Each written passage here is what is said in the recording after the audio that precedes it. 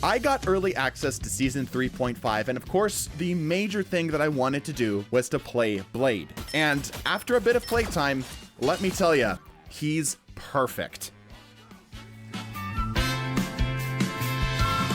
Blade is a beautiful blend between style, finesse, skill expression, and lethality, and I absolutely am in love with the design of this character. I think that they nailed it, and what I would like to do today is talk about his kit and my playtime with it, as well as give you some thoughts on how he's going to fit into the meta, what his counters are going to be, who he's going to counter, and generally where the direction of the game is going to go with his introduction. Let's start by talking about the basics of his kit so that you have an idea and you have a leg up on the competition once you touch ground in about a week. Of course, if you want more information, as we're going to be covering absolutely everything from Season 3.5, be sure to hit the subscribe button and leave a like if you're feeling so inclined.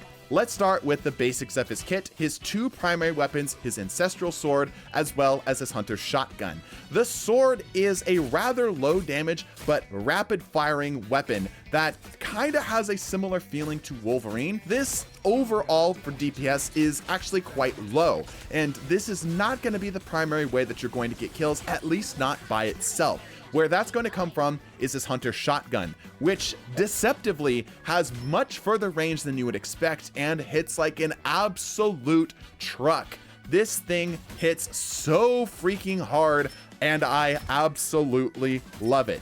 Think of his Hunter's Shotgun like Psylocke, and you're going to be switching back and forth between these two modes pretty frequently, and some of his abilities, which we'll cover of course, are kind of exclusive to each of these. But before we do that, let's talk about his ult. The Devil May Cry reference deals, from what I can tell, from about 400 to 500 damage, easily killing squishies and dealing heavy damage to tanks. But it doesn't stop there. The 1000-fold slash will also cause an anti-heal effect to targets who are hit by it. It is not a full, complete stop to the healing, but rather a suppression of healing. Obviously, again, I wasn't able to test because we're in early access Season 3.5 and nobody wants to be my friend in here, but from what I could roughly eyeball, it seems to be about a 30 to 50% healing reduction, which doesn't completely shut down, let's say, a support ult, but it does open it up for much better punishment. This is absolutely something that you can launch into, say, Luna Snow, maybe Mantis, maybe Cloak and Dagger, and leave them more vulnerable to potential shutdowns from this ultimate ability. Doesn't get it by itself, but it will get you very, very close, especially with a well-coordinated team. He gets a mini version of this in his Daywalker Dash, his first ability. This Daywalker Dash has two different modes depending on what weapon you have equipped, whether that's the Ancestral Sword, which will cause a slow and then have him do that lunge effect, or if it's with the Hunter's Shotgun, that will cause a miniature version of his 1000-fold slash's healing suppression. And generally speaking, I suggest using the Hunter's Shotgun with this, as that will be much better overall for the utility that you're going to try to get out of this. The dash on this is also quite far. This is a great movement tool for him, akin to Magic's dash, allowing him to get in and out of combat, and the best part is that he gets two, so you could theoretically follow up one, grab a kill, and then go for another, or use it to get in and then get out if the situation so requires. His next two abilities are quite unique, and I want you to think of these less as abilities and more like weapons in their own right. His second ability is Bloodline Awakening. This is his vampire mode. When he's in Bloodline Awakening, he cannot be healed. It is a true anti-heal.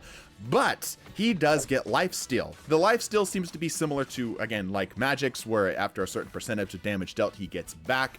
And in this mode, he has a Fury meter that is pretty similar to Wolverine. You're going to see a lot of comparisons between Wolverine, Magic, and Psylocke, as Blade is very clearly borrowing inspiration from these characters, which is so fine, by the way, in my opinion. In Bloodline Awakening, this is purely a brawl mode in that he can't use the shotgun absolutely at all, and you can actually swap out of the mode once you just swap the weapons out. It's very easy to do so. So it's clear that this is meant to be something once the team is either breaking away from the combat or as a simple initiation tool. And the best way to get out of combat is through a Scarlet Shroud, i.e. his block, his sword block. This sword block blocks, from what I can tell, about 80% of all incoming damage. It's a really hefty amount. It's not a true block. It doesn't absolutely deflect or block anything like maybe Captain America's shield would, but it does heavily reduce damage coming exclusively from the front, while also making him unstunnable or unsleepable or unfreezable, and so on and so forth. So the main flow of his kit is going to be using his Hunter Shotgun at range, closing the gap with a Daywalker Dash, and then switching into Bloodline Awakening and ripping people up and using Scarlet's Shroud or the sword block in order to get the heck out. This playstyle is a perfect mix between dive and brawl, a flank and brawl playstyle, which means that he is great at both dealing with tanks as well as finding squishies, especially low mobility squishies. RIP Adam Warlock again, because he is like exactly designed to deal with him. I feel kind of bad, but I don't know. Blade's pretty awesome, so maybe not.